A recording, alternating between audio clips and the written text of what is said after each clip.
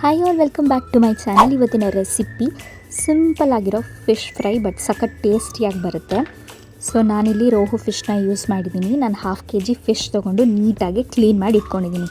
So ಮೊದಲನೇದಾಗಿ ಫಿಶ್ಗೆ ಏನು ಮಾಡಬೇಕಂತ ನಿಮಗೂ ಎಲ್ಲ ಗೊತ್ತೇ ಅಲ್ವಾ, ನಾನು ಅದನ್ನೇ ಮಾಡ್ತಾಯಿದ್ದೀನಿ. ಸೊ ಮ್ಯಾರಿನೇಷನ್ನ ಸ್ಟಾರ್ಟ್ ಮಾಡ್ಕೊಳ್ಳೋಣ. ಫಿಶ್ನ ನೀಟಾಗಿ ಅರಿಶಿನ, ಉಪ್ಪು ಹಾಗೂ ಸುಣ್ಣ ಕೂಡ ಹಾಕಿ ಕ್ಲೀನ್ ಮಾಡಿ ಇಟ್ಕೊಂಡಿದ್ದೀನಿ. ಸೊ ನೆಕ್ಸ್ಟ್ ನಾವಿಲ್ಲಿ ಮ್ಯಾರಿನೇಷನ್ಗೆ ಮೊದಲನೇದಾಗಿ ನಾನು ಟರ್ಮರಿಕ್ ಪೌಡರ್ನ ಯೂಸ್ ಮಾಡ್ತಾಯಿದ್ದೀನಿ. ಸೊ ಟರ್ಮರಿಕ್ ಪೌಡರ್ ಹಾಕಾದ್ಮೇಲೆ ವಿಡಿಯೋ ಯಾಕಿಷ್ಟು ಲಾಂಗ್ ಆಗಿದೆ ಅಂತ ಯೋಚನೆ ಮಾಡಿಬಿಡಿ. ಸ್ಪೈಸಸ್ನ ತೊಗೊಂಬರೋದು ಸ್ವಲ್ಪ ಲೇಟ್ ಆಯಿತು. ಸೊ ನೆಕ್ಸ್ಟ್ ಸ್ಪೈಸಸ್ ನಾನಿಲ್ಲಿ ಚಿಲ್ಲಿ ಪೌಡರ್ನ ಯೂಸ್ ಮಾಡ್ತಾಯಿದ್ದೀನಿ. ಸೊ ಫಿಶ್ಗೆ ಜಾಸ್ತಿ ಏನೂ ಬೇಕಾಗಿಲ್ಲ, ಸಿಂಪಲ್ ಸ್ಪೈಸಸ್ ಆ್ಯಡ್ ಮಾಡಿದ್ರೂ ಟೇಸ್ಟ್ ತುಂಬ ಚೆನ್ನಾಗಿ ಬರುತ್ತೆ. ಜಸ್ಟ್ ಸಿಂಪಲ್ ಇಂಗ್ರೀಡಿಯೆಂಟ್ಸಿಂದ ಒಂದು ಸಖತ್ತಾಗಿರೋ ರೆಸಿಪಿ ಮಾಡ್ಬೋದು. ಸೊ ನೀವು ಬರೀ ಫ್ರೈ ಮಾಡಿಕೊಂಡು ಕೂಡ ತಿನ್ಬೋದು, ಅಥವಾ ರೈಸ್ ಜೊತೆ ಒಂದು ಸೈಡ್ಸಾಗಿ ಕೂಡ ತಿನ್ಬೋದು, ತುಂಬಾ ಚೆನ್ನಾಗಿರುತ್ತೆ. ಸೊ ನೆಕ್ಸ್ಟ್ ನಾನಿಲ್ಲಿ ಶುಂಠಿ ಜಿಂಜರ್ ಆ್ಯಂಡ್ ಗಾರ್ಲಿಕ್ ಪೇಸ್ಟ್ನ ಯೂಸ್ ಮಾಡ್ತಾಯಿದ್ದೀನಿ. ಇದರ್ ನೀವು ಜಿಂಜರ್ ಆ್ಯಂಡ್ ಗಾರ್ಲಿಕ್ ಪೇಸ್ಟ್ ಹೊರಗಡೆ ಸಿಗೋದು ಕೂಡ ಯೂಸ್ ಮಾಡ್ಬೋದು, ಅಥವಾ ಗ್ರೈಂಡ್ ಮಾಡಿ ನೀವೇ ಕೂಡ ಅದನ್ನು ಗ್ರೈಂಡ್ ಮಾಡ್ಕೊಂಡು ಕೂಡ ಯೂಸ್ ಮಾಡ್ಬೋದು. ಸೊ ಇದಕ್ಕೆ ಇಷ್ಟೇ ಇಂಗ್ರೀಡಿಯೆಂಟ್ಸ್ ಹಾಕಿದ್ರೂ ಕೂಡ ಸಾಕಾಗುತ್ತೆ, ಸಿಂಪಲ್ಲಾಗಿ ಚೆನ್ನಾಗೇ ಬರುತ್ತೆ. ನಿಮಗಿನ್ನೂ ಫ್ಲೇವರ್ಸ್ ತುಂಬ ಸ್ಟ್ರಾಂಗ್ ಆಗಿರಬೇಕು ಅಂತ ಅನಿಸಿದ್ರೆ ಅದಕ್ಕೆ ಸ್ವಲ್ಪ ಗರಂ ಮಸಾಲ ಹಾಗೂ ಕೊರಿಯಾಂಡರ್ ಪೌಡರ್, ಜೀರಾ ಪೌಡರ್ ಇದನ್ನು ಕೂಡ ಸ್ವಲ್ಪನೇ ಆ್ಯಡ್ ಮಾಡ್ಕೊಳ್ಳಿ. ಅದ್ರ ಜೊತೆ ಇನ್ನೂ ಫ್ಲೇವರ್ ತುಂಬಾ ಚೆನ್ನಾಗಿ ಬರುತ್ತೆ. ಬಟ್ ಆದಷ್ಟು ಫಿಶ್ಗೆ ಇಷ್ಟು ಮಸಾಲ ಸಿಂಪಲ್ ಆಗಿದ್ರೇ ಸಾಕು, ಟೇಸ್ಟ್ ತುಂಬಾ ಚೆನ್ನಾಗಿ ಬರುತ್ತೆ. ನೆಕ್ಸ್ಟ್ ರುಚಿಗೆ ತಕ್ಕಷ್ಟು ಉಪ್ಪು ಹಾಕ್ಕೊಳ್ಳಿ.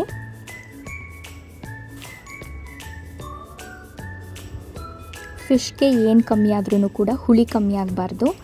ಸೊ ಅದಕ್ಕೋಸ್ಕರ ನಾನಿಲ್ಲಿ ಹುಣಸೆ ಹಣ್ಣನ್ನು ನೆನೆಸಿ ಇಟ್ಕೊಂಡಿದ್ದೆ, ಒಂದು ನಿಂಬೆಹಣ್ಣು ಗಾತ್ರದಷ್ಟು ಹುಣಸೆ ಹಣ್ಣನ್ನು.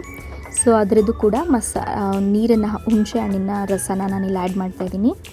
ಇದೆಲ್ಲದನ್ನು ಆ್ಯಡ್ ಮಾಡಾದಮೇಲೆ ಪ್ರತಿಯೊಂದು ಮಸಾಲಾನು ಫಿಶ್ಗೆ ನೀಟಾಗಿ ಕೋಟ್ ಆಗೋ ರೀತಿ ಮಿಕ್ಸ್ ಮಾಡಬೇಕಾಗುತ್ತೆ. ಕರೆಕ್ಟಾಗಿ ಕೋಟ್ ಮಾಡೋದು ತುಂಬಾ ಇಂಪಾರ್ಟೆಂಟ್. ನೀವಿಲ್ಲಿ ನೋಡ್ಬೋದು, ನಾನು ಎಲ್ಲ ಫಿಶಸ್ಗೆ ಈ ರೀತಿ ನೀಟಾಗಿ ಕೋಟ್ ಮಾಡಿ ಇಟ್ಟಿದ್ದೀನಿ. ಸೊ ನಾನು ಫ್ರೈ ಮಾಡೋಕ್ಕೆ ಜಸ್ಟ್ 4 ಸ್ಲೈಸಸ್ ಆಫ್ ಪೀಸ್ನ ತೊಗೊಂಡಿದ್ದೆ. ಅಷ್ಟಕ್ಕೂ ಪ್ರತಿಯೊಂದು ಕಡೆ ಕೂಡ ನೀಟಾಗಿ ಮಸಾಲ ಕೋಟ್ ಆಗೋ ರೀತಿ ನಾನಿಲ್ಲಿ ನೀಟಾಗಿ ಅದನ್ನು ಎಲ್ಲ ಕಡೆ ಕೂಡ ನೀಟಾಗಿ ಕೋಟ್ ಮಾಡ್ತಾಯಿದ್ದೀನಿ.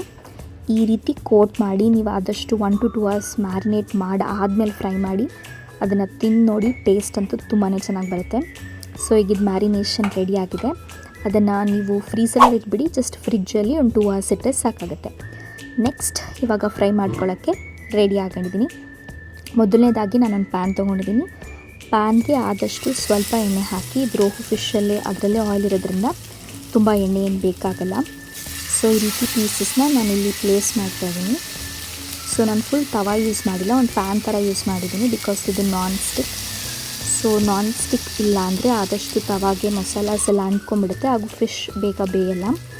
ಸೊ ಈ ಫಿಶ್ನ ನಾನು ಆಲ್ಮೋಸ್ಟ್ ಫಾರ್ 10 minutes ಲೋ ಫ್ಲೇಮಲ್ಲೇ ನೀಟಾಗಿ ಮಸಾಲ ಸೀದಿರೋ ರೀತಿ ನೀಟಾಗಿ ಬೇಯಿಸ್ಕೊಂಡಿದ್ದೀನಿ. ಈ ರೀತಿ ಮಾಡೋದ್ರಿಂದ ಫಿಶ್ ತುಂಬ ಕ್ರಿಸ್ಪಿಯಾಗಿ ನೀಟಾಗಿ ಬೇಯುತ್ತೆ, ಹಾಗೂ ಮಸಾಲ ಬೇಗ ಸೀದೋಗುವಂಥ ಚಾನ್ಸಸ್ ಇರಲ್ಲ. ಮಸಾಲ ಕೂಡ ನೀಟಾಗಿ ಬೇಯುತ್ತೆ. ಆವಾಗವಾಗ ಈ ರೀತಿ ಟರ್ನ್ ಮಾಡಿಕೊಂಡು ಬೇಯಿಸ್ಕೊತಾ ಇರಿ, ಇಲ್ಲಾಂದರೆ ಮಸಾಲ ಮಾತ್ರ ಪ್ಯಾನ್ಗೆ ಸ್ಟಿಕ್ ಆಗಿಬಿಡುತ್ತೆ, ಫಿಶ್ಗೆ ಮಸಾಲ ಕೋಟ್ ಆಗಿರಲ್ಲ.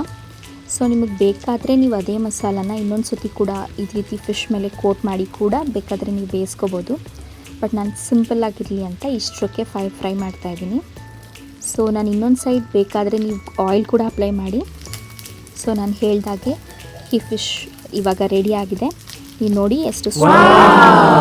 Thank you for watching. Do like, share and subscribe.